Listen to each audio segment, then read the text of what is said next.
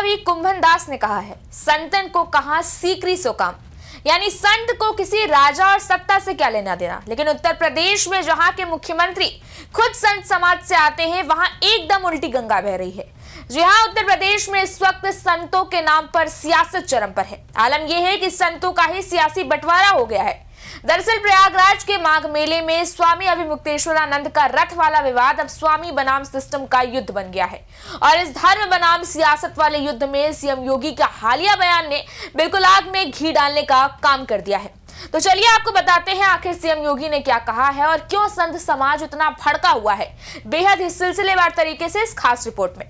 नमस्कार, मैं आकृति और आप देख रहे हैं इंडिया पब्लिक खबर।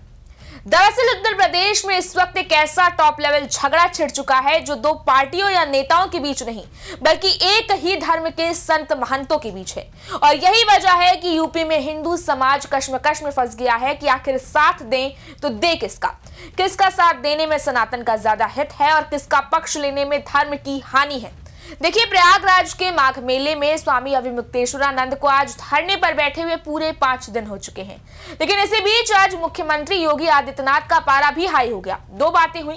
सबसे पहली तो ये कि आज अभिमुक्तेश्वरानंद को नया नोटिस भेजा गया, जिसमें उनसे पूछा गया कि क्यों ना भूमि आवंटन ही रद्द कर दिया जाए, मतलब अभिमुक्तेश्वरानंद को ही मेले से बाहर कर दिया जाए। और दूसरी अहम बात यह कि सीएम योगी ने हिंदुओं को कुछ काल नेमियों से सावधान किया है।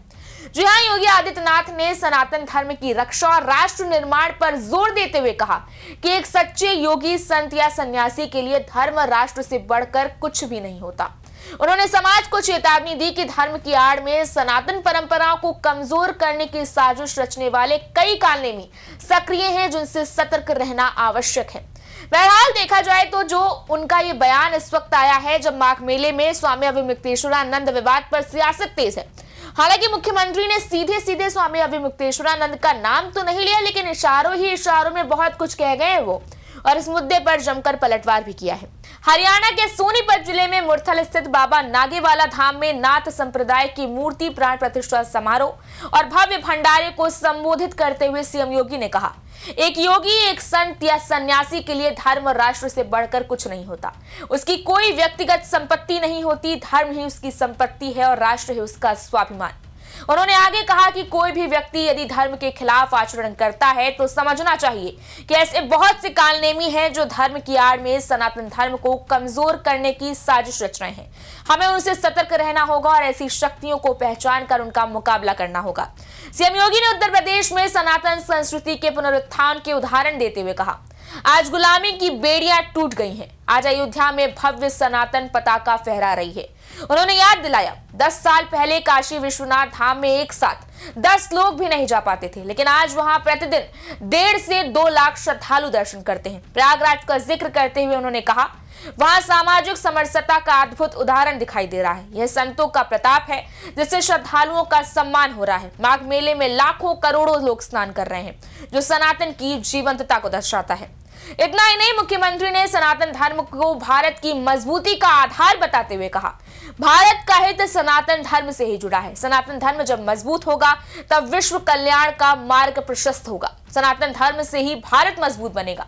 उन्होंने आह्वान किया कि धार्मिक हो या राजनीतिक नेतृत्व, ऐसे ही समर्पित लोगों के हाथ में सौंपना चाहिए जो भारत को 2000 वर्ष पहले वाली बुलंदियों पर पहुंचा सके।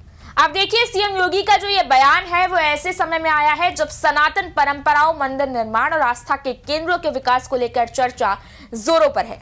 सीएम योगी के इस बयान को शंकराचार्य विवाद से भी जोड़कर देखा जा रहा है। बहरहाल सीएम योगी के इस बयान के बाद अब ये अर्थ भी लगाए जा रहे हैं कि गोरक्षपीठ के महंत यानी कि सीएम योगी ने एक शंकराचार्य यानी कि अभिमुक्तेश्वरानंद को कालनेमी कह डाला है।